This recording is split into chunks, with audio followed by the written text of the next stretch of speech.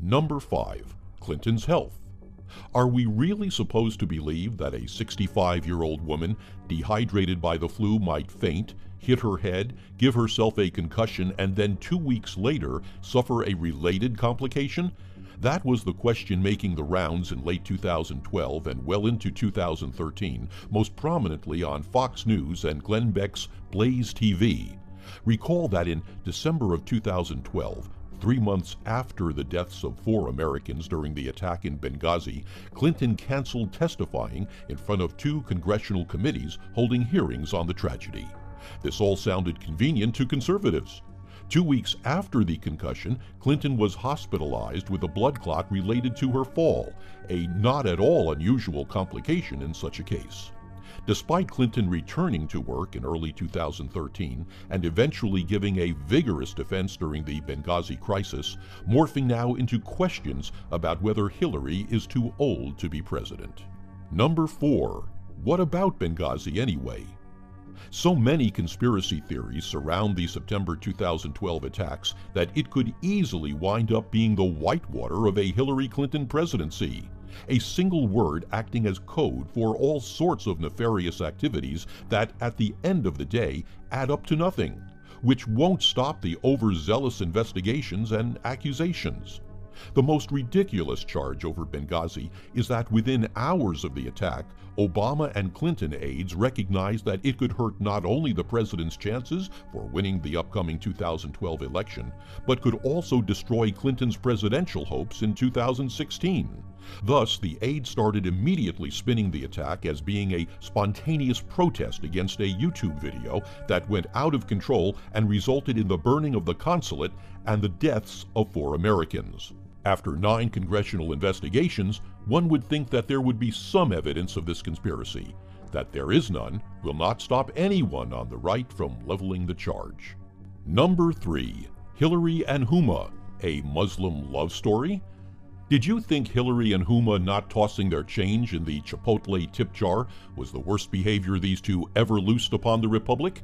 Because you would be wrong. They are also secret lesbians intent on abetting the Muslim Brotherhood's infiltration and takeover of the American government. It's on the internet, so it must be true.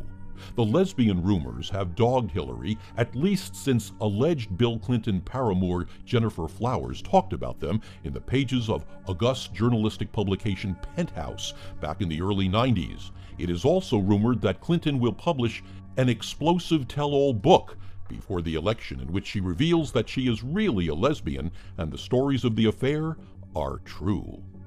Number 2. Baby fever. Hillary Clinton has a lovely daughter named Chelsea, who at the age of 30 married her longtime boyfriend. In early 2014, at the age of 34, she and her husband announced they were starting a family, as young people are wont to do. You know what this means. Hillary ordered Chelsea to make her a grandmother in order to soften up the candidate's image before the 2016 campaign. Yep, people were seriously asking.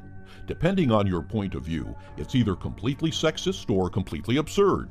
But these are the Clintons. Certain people will assume that everything they do is calculated with their political ambitions in mind. Number 1. Speaking of young women in the Clintons' orbit. We all know the name Monica Lewinsky is going to pop up at some point in the months ahead.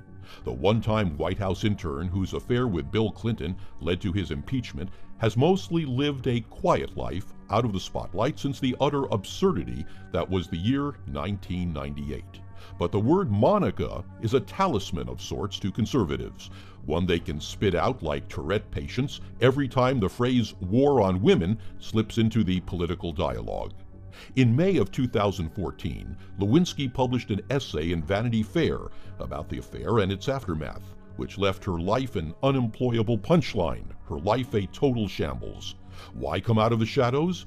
Lewinsky wrote that she wanted to take back control of her own narrative and to speak up on behalf of others who have been bullied and vilified online, sometimes to the point of suicide. Or maybe she was set up by the Clintons, who used a friendly organ of the liberal media to get the old story out of the way as an issue long before the 2016 campaign kicks off. Opinions differ.